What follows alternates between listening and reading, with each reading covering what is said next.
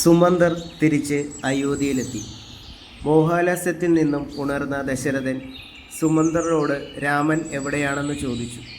രാമൻ വനവാസത്തിന് പോയ കാര്യവും ലക്ഷ്മണകുമാരനും സീതാദേവിയും കൂടെ പോയിട്ടുണ്ടെന്ന വസ്തുതയും സുമന്തർ വിവരിച്ചു. ദശരഥൻ ഹാ രാമ, ഹാ സീതേ, ഹാ ലക്ഷ്മണ എന്ന് വിളിച്ചുകൊണ്ട് കരഞ്ഞു. ഇത് കേട്ട കൗസല്യയ്ക്കും മറ്റു സ്ത്രീകൾക്കും ദുഃഖമടക്കാൻ കഴിഞ്ഞില്ല. അവർ വാവിട്ടു നിലവിളിച്ചു പോയി. എങ്ങും ശോകമൂകമായ അന്തരീക്ഷം. എല്ലാവർക്കും തങ്ങളുടെ പ്രവൃത്തികളിൽ ഉദാസീനത. ദശരഥൻ ആ രാത്രി മുഴുവനും കരഞ്ഞു കഴിച്ചുകൂട്ടി. പണ്ടൊരിക്കൽ സരയൂ തീരത്ത് താൻ വേട്ടയാടിക്കൊണ്ടിരുന്നപ്പോൾ അബദ്ധത്തിൽ ശ്രവണൻ എന്ന ഒരു മുനികുമാരനെ അമ്പെയ്ത് കൊന്നപ്പോൾ കണ്ണുകാണാത്ത അവൻ്റെ വൃദ്ധമാതാക്കൾ പുത്രദുഃഖത്താൽ നീയും മരിക്കും എന്ന് ശപിച്ച സംഭവം കൗസല്യയോട് അദ്ദേഹം പറഞ്ഞു. ആ വിധി ഇപ്പോൾ സംഭവിച്ചിരിക്കുന്നു. ഹാ രാമ, ഹാ സീതേ, ഹാ ലക്ഷ്മണ, നിങ്ങൾ ഇത്ര വേഗം എന്നെ വിട്ടുപിരിഞ്ഞല്ലോ. ദശരഥൻ സങ്കടം സഹിക്കെ വയ്യാതെ ബോധം നശിച്ച് നിലം പതിച്ചു. ആ ദേഹത്തെ വിട്ട് ദേഹി മറഞ്ഞുപോയി. പുത്രന്മാരും സമീപത്തില്ലാതിരുന്നതിനാൽ അവർ എത്തും വരെ മൃതദേഹം കേടുവരാതിരിക്കാൻ ഒരു എണ്ണത്തോണിയിൽ കിടത്തി. രാമലക്ഷ്മണന്മാർ വനത്തിലും ഭരതശത്രുഘ്നന്മാർ കേകയ രാജ്യത്തുമാണ്. പുരോഹിതനായ വസിഷ്ഠൻ കേകയ രാജ്യത്തേക്ക് ഭരതനെ വിളിക്കുവാൻ ദൂതന്മാരെ അയച്ചു. ദശരഥ മഹാരാജാവിൻ്റെ അകാല ചരമവാർത്തയറിഞ്ഞ് സാമന്ത രാജാക്കന്മാരും എത്തിച്ചേർന്നു.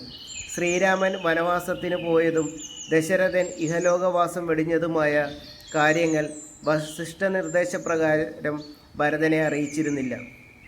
ഭരതനും ശത്രുഘ്നനും അയോധ്യയിലെത്തി. അമ്മയിൽ നിന്നും പിതാവ് പെട്ടെന്ന് പരലോകം പ്രാപിച്ചതറിഞ്ഞപ്പോൾ ഭരതൻ ബോധശൂന്യമായി നിലംപതിച്ചു. കൈകേയി പരിഭ്രമത്തോടെ ഭരതൻ്റെ മുഖത്ത് പനിനീർ തളിച്ചപ്പോൾ ബോധം തെളിഞ്ഞു. അവിടെ നടന്ന കാര്യങ്ങൾ മുഴുവൻ കൈകേയി പുത്രനോട് പറഞ്ഞു.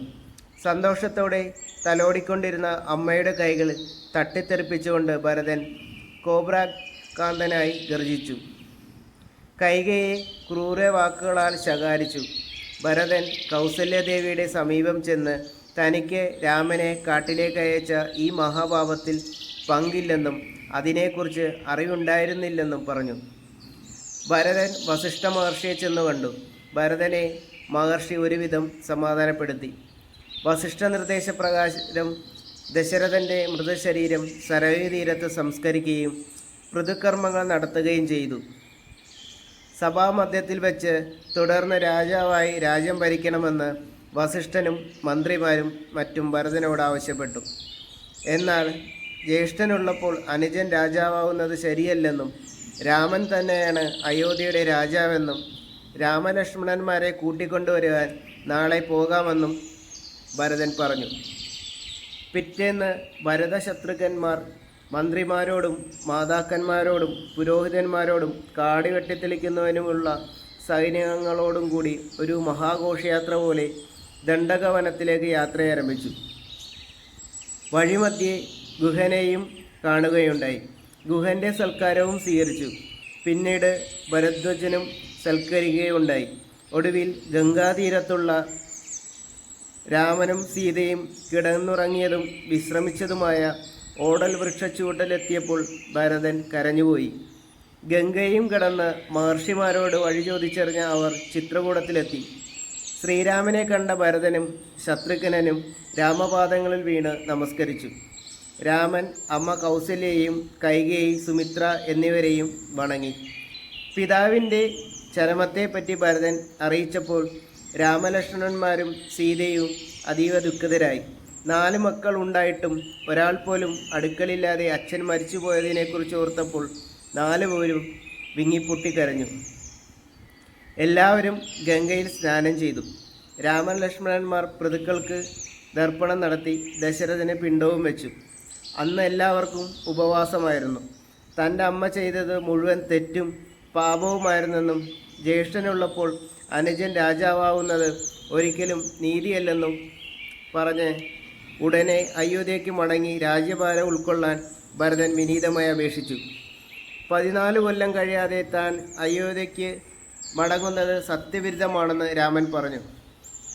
ഭരതൻ മറ്റു പായങ്ങൾ പലതും പറഞ്ഞു രാമനെ മടങ്ങാൻ പ്രേരിപ്പിച്ചെങ്കിലും സാധ്യമായില്ല.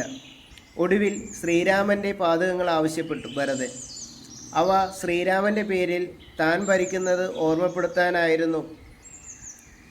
മെതിയടികൾ സിംഹാസനത്തിൽ വെച്ചുകൊണ്ട് അയോധ്യയ്ക്ക് വെളിയിൽ ഒരു സന്യാസി ജീവിതം നയിച്ചു ഭരിക്കുവാനായിരുന്നു ഭരതൻ്റെ ഉദ്ദേശം. എന്നാൽ കാലാവധി കഴിഞ്ഞ് മടങ്ങിയില്ലെങ്കിൽ താൻ അഗ്നിപ്രവേശം ചെയ്യുമെന്നും ഭരതൻ സത്യമിട്ടു. ഭരതൻ്റെ ഒടുവിൽ പറഞ്ഞ ആഗ്രഹം സാധിച്ചു കൊടുക്കുവാൻ രാമൻ തീർച്ചയാക്കി. തൻ്റെ പാതകങ്ങൾ രണ്ടും ഊരി ഭരതന് നൽകി. സഹോദര ഭക്തി കണ്ട രാമൻ്റെ കണ്ണുകൾ നിറഞ്ഞു. അദ്ദേഹം ഭരതനെ അനുഗ്രഹിച്ചു. ഭരതൻ മെതിയടിയുമായി രാമനെ വലം വെച്ചു. ഭരതനും കൂടെ വന്നവരും അയോധ്യയിലേക്ക് മടങ്ങി. അയോധ്യയിലെത്തിയ ഭരതൻ പട്ടണത്തിലേക്ക് പോവാതെ അതിന് പുറത്തുള്ള നന്ദി ഗ്രാമത്തിൽ ഒരു കുടിൽ കെട്ടി അതിൽ താമസിച്ചു. ശ്രീരാമപാതകത്തെ രാജാവായി മനസ്സിൽ കണ്ടുകൊണ്ട് സിംഹാസനത്തിൽ വെച്ച് അഭിഷേകം ചെയ്തു പൂജിച്ചു.